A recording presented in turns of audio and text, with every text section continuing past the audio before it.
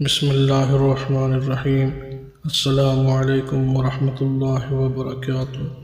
لاکھوں کروڑوں درود و سلام ہوں خاتم النبیین سید المرسلین سیدنا و مولانا حضرت محمد مصطفیٰ احمد مجتبیٰ صلی اللہ علیہ وآلہ وسلم پر، ان کی آل پر اور ان کے اصحاب پر۔ اللہ تبارک و تعالی مغفرت فرمائے آپ کی، میری اور تمام امت محمدی کی، آمین۔ دوستو، بیت المقدس ایک پاک گھر، امت مسلمہ کا قبلہ اول، جس کی بنیاد حضرت سیدنا داؤد علیہ السلام نے رکھی اور تکمیل حضرت سیدنا سلیمان علیہ السلام نے کی۔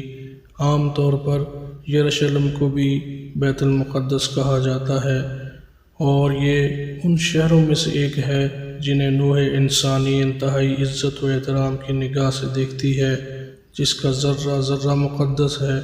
اکثر انبیاء اس شہر میں مبعوث ہوئے، اور یہ شہر مسلمانوں، عیسائیوں اور یہودیوں کے لیے یکساں مقدس اور متبرک ہے۔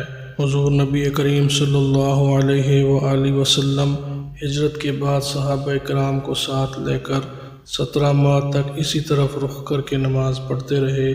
دوستو، مسجد اقصیٰ کی ایک مسلمان کے لیے اہمیت کیا ہے، بدقسمتی سے آج کا مسلمان اس سے غافل اور ناواقف ہے۔ مسجد اقصیٰ کی عظمت کا اندازہ اس بات سے بھی لگایا جا سکتا ہے کہ یہاں پر پڑھی جانے والی ہر نماز کا اجر 500 گنا بڑھا کر دیا جاتا ہے۔ حضرت سیدنا ابو ہریرہ رضی اللہ تعالیٰ عنہ روایت کرتے ہیں کہ میں نے رسول اللہ صلی اللہ علیہ وآلہ وسلم سے عرض کی کہ یا رسول اللہ، زمین پر سب سے پہلی مسجد کون سی بنائی گئی؟ تو آپ صلی اللہ علیہ وآلہ وسلم نے فرمایا مسجد حرام، یعنی خانہ کعبہ۔ میں نے عرض کیا یا رسول اللہ، پھر کون سی؟ تو آپ صلی اللہ علیہ وآلہ وسلم نے فرمایا مسجد اقصیٰ، یعنی بیت المقدس۔ میں نے پھر عرض کیا کہ ان دونوں کے درمیان کتنا فاصلہ تھا؟ تو آپ صلی اللہ علیہ وآلہ وسلم نے فرمایا 40 برس کا، اور فرمایا تو جہاں بھی نماز کا وقت پا لے وہیں نماز ادا کر لے، بس وہی مسجد ہے۔ دوستو، مسجد اقصیٰ اور بلاد شام کی اہمیت بالکل حرمین شریفین جیسی ہی ہے۔ جب قرآن مجید فرقان حمید کی یہ آیات والتین والزیتون وطور سینین وہذا البلد الامین نازل ہوئیں، تو حضرت سیدنا ابن عباس رضی اللہ تعالی عنہما کہتے ہیں کہ ہم بلاد شام کو تین سے، اور بلاد فلسطین کو زیتون سے، اور طور سینین کو مصر کے پہاڑ کوہ طور سے، جس پر جا کر حضرت سیدنا موسیٰ علیہ السلام نے اللہ عز و جل سے کلام کیا، سے استدلال کیا کرتے تھے۔ دوستو، سرزمین فلسطین کی عظمت کا اندازہ اس بات سے بھی لگایا جا سکتا ہے کہ فلسطین انبیاء علیہم السلام کا مسکن اور سرزمین رہی ہے۔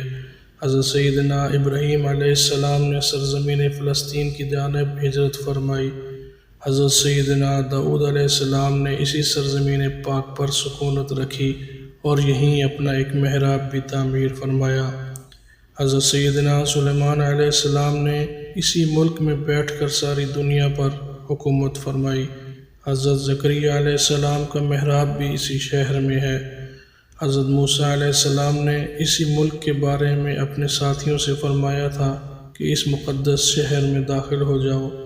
آپ علیہ السلام نے اس شہر کو مقدس، شرک سے پاک ہونے اور انبیاء علیہم السلام کا مسکن ہونے کی وجہ سے کہا تھا۔ دوستو، اس شہر میں کئی معجزات وقوع پذیر ہوئے، جن میں ایک کمواری بی بی حضرت مریم علیہ السلام کے بطن سے حضرت عیسیٰ علیہ السلام کی ولادت مبارکہ بھی ہے۔ حضرت عیسیٰ علیہ السلام کو جب ان کی قوم نے قتل کرنا چاہا تو اللہ تبارک و تعالی نے انہیں اسی شہر سے آسمان پر اٹھا لیا تھا۔ قیامت کی علامات میں سے ایک حضرت عیسیٰ علیہ السلام کا زمین پر واپس تشریف لانا اسی شہر کے مقام سفید مینار کے پاس ہوگا۔ اسی شہر ہی کے مقام باب لط پر حضرت عیسیٰ علیہ السلام مسیح دجال کو قتل کریں گے۔ اسی شہر سے ہی یاجوج و ماجوج کا زمین میں قتال اور فساد کا کام شروع ہوگا۔ دوستو، حضور نبی کریم صلی اللہ علیہ وآلہ وسلم معراج کی رات آسمان پر لے جانے سے پہلے مکہ مکرمہ سے یہاں بیت المقدس لائے گئے۔